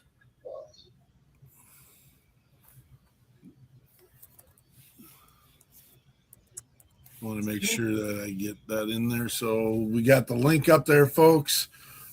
Check in there. Seems like it's something. Every vehicle needs to have a first aid kit in it. But then again, if I have a travel pack that I go everywhere with, that it might carry other things in it that sure for my protection purposes and things. I'm working on a couple deals right now. We're set up. We hope that we're going to put one in every patrol car in Arizona State Patrol. That's a deal we're working on currently. That'd really go to take care of a lot of veterans. When I say this money goes to veterans, it costs $50 a month to basically support a veteran at Magnus. So for $600 a year, that's what our cost is. Now, with that being said, no veteran pays for their own service. You can pay if you like to, if you would want to make that financial thing, but you come to us because Dr. Alderman feels that we've already served. Most of our money is raised. 80% of our money is raised in small donations. And I'll tell you what, I can't say enough about the Legions, the VFWs, the Lions clubs out there that support Magnus. It's really been amazing. Big shout out to like Blaine Festival. Another huge sponsor for us on the other end of that. I was just talking about the small donations, but Duke Cannon has been a fantastic sponsor. Do you know Rocky Ott by chance, Mark? I don't. He's an old Ranger. So he's a biker too. But their Ranger nonprofit is called HUA. In HUA. Oh, they're in Stillwater. Yeah, they have the Stillwater party. Yep. So they raise money for Magnus as well, and their money goes directly to mental health, paying for mental health support.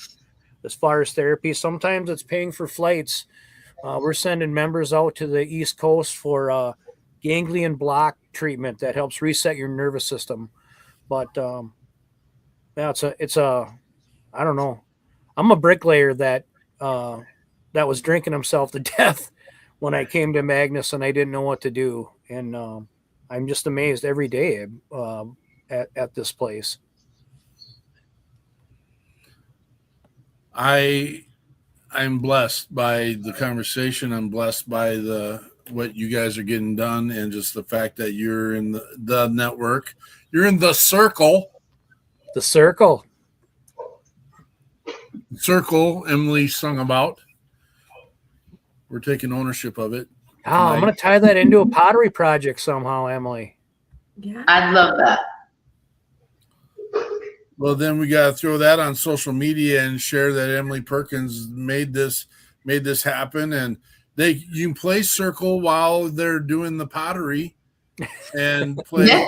You can play Weepy. Well, What could go wrong? We got to break some news to Emily here. It's not. We'll do it post show if you don't mind. But I'll just say we're working on another radio station because we have WeP3 Radio that is exclusive veteran and first responder musicians.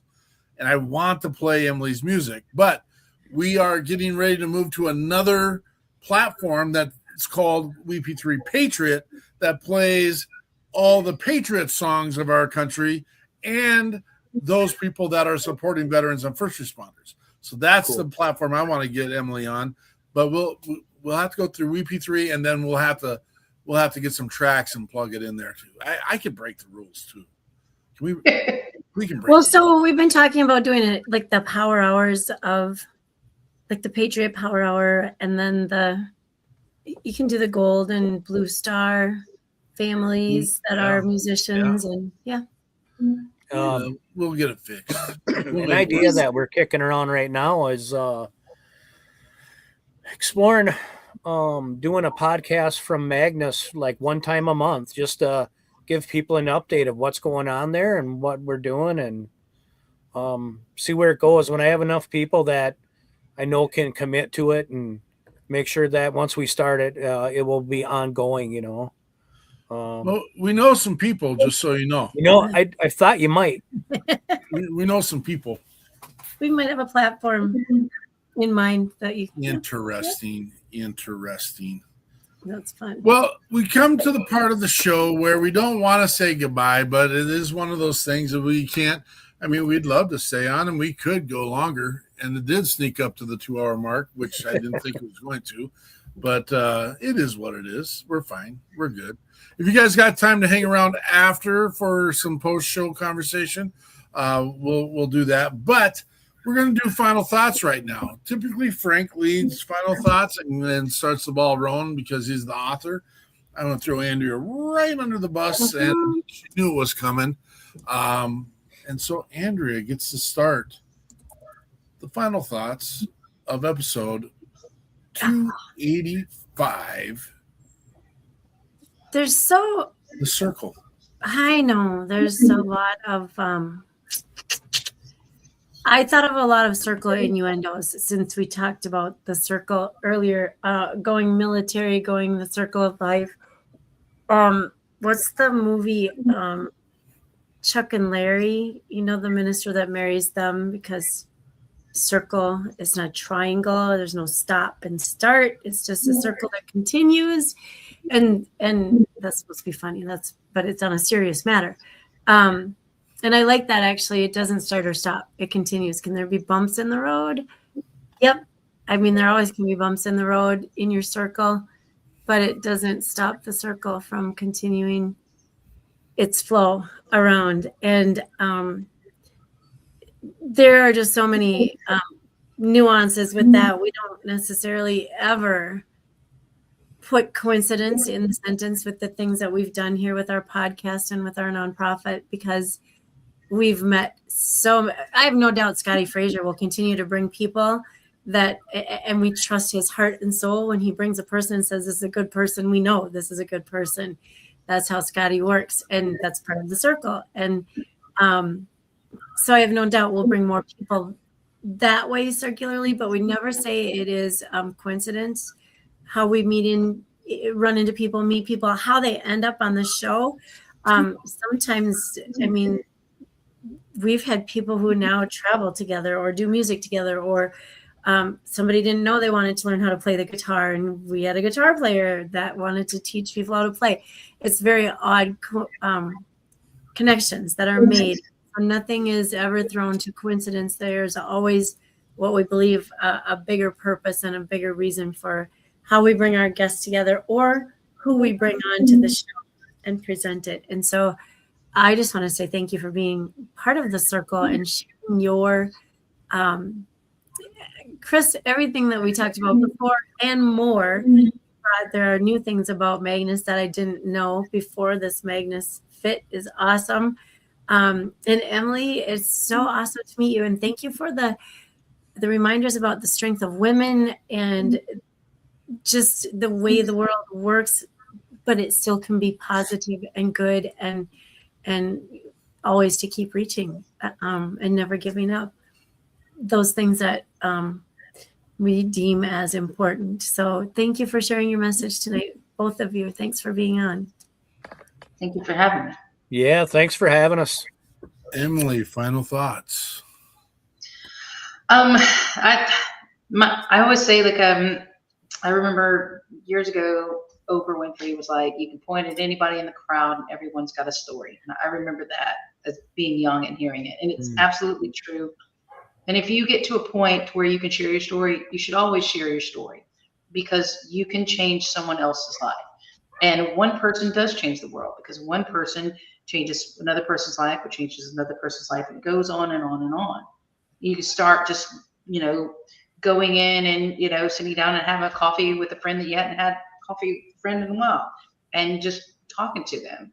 And if they say, this is how I'm feeling, it's like, I understand completely, because this is where I've come from. I just think it's really important to share a story. Thank you, Emily. There's that full circle thing coming in again, Emily. Really, Chris, your turn, brother. Emily just got me thinking about that, like share your story, about sharing your story. And my past doesn't hold me hostage anymore. I had a lot of shame for a long time. It's because of my path that I'm at where I'm at now, doing what I'm doing. That's a blessing, and it's true. It's changed the trajectory of my life. So I get to share that, and I'm blessed for it. I'll wrap with that. It is just another evening of blessings and just the growth. We don't know our guests. We know Chris, because we get to rub elbows with him at events and in our space here, and he's close in our space. This is the first time that we've met Miss Perkins and her amazing message and talent. And I know I have never been led astray by our circle. And so I knew that when Scotty said, this is the one you got to have, I'm like, boom, let's get it done. In fact, I booked her without even talking to her originally. And then I ended up booking her again. You're on in 2 weeks again. No, I'm just joking. I put her on because I'd forgotten. I had talked to, I didn't really talk to her. I had texted through Scotty, and I forgot that it had been done, and because I didn't have that conversation. Anyway, I love through our conversation, we could create the nuance and hear a message from Emily's music and apply it to the space of serving veterans and first responders, and just the constant growth that I miss going down and seeing Scotty and now possibly Emily. I don't get to see Chris as much as I'd like to, and we're constantly building and growing new relationships every week. and it's yet another blessing. And it annoys me that I forget some of the nuances, and it's hard, but it's really easy when we're doing our check our six to make sure that I'm reaching out to those people as well, because they're part of the network and they need to be supported. And so that's our goal at this point, is to support as much as possible and keep the mission going. There is no destination. There's no stop. That's kind of the cool part about back to Andrea. It's weird. We kind of went in a circle here. Oh boy, there's circles everywhere. This triangle, it's not a triangle, it's a circle, man. So there are no stops. There is no destination. We're on this thing forever because we made this choice. And I hope that we build something so big and magnanimous that when there's a time where I'm going to get to a time, a space, and an age that I will not be able to necessarily be the boot on the ground anymore. But I hope that what we've done is big enough that it continues. And that circle just gets bigger and bigger and bigger. CJ Garden's got a song called The Ferris Wheel. He's a veteran musician. If you get a chance, listen to that song. It's closely related to circle, but it's the Ferris wheel that has its ups and it has its downs. It's still a circle when you go around and round on the Ferris wheel. And this is a ride. Life is a ride, and we're going to get there, and we're going to keep going. And there's going to be milestones, and we're going to celebrate, and we're going to keep going. And we're going to grab more brothers and sisters along the way. And so, again, Emily, thank you for coming on this weekend. Chris, thank you for coming on this weekend. Andrea and the WP3 team, thank you for doing the things you do behind the scenes to get the show going. We will get this out. It is running on YouTube right now, but we'll make sure everyone has the links to the YouTube channels right away. If you can hang for a minute, we'll have some post-show conversation, see where we go next. It's just a conversation, collaboration, and that's all we got, folks. Remember to check your six, literally and figuratively, and we will catch you next week. Well, we also have tomorrow at our 16:30 time for the WP3 show of the debrief, where we tell you specifically all the pieces that we're working on now and in the future. And then next weekend, we have the Resilient, the band. Many of their members all their members are first responders and veterans, and many of them are without limbs. And then we've got the Mindful Leadership Guide of Janelle McCauley next weekend, same place, same time, 1800 Central Standard Time. Again, check your six, and we'll see you when the smoke clears. Patriot Pride.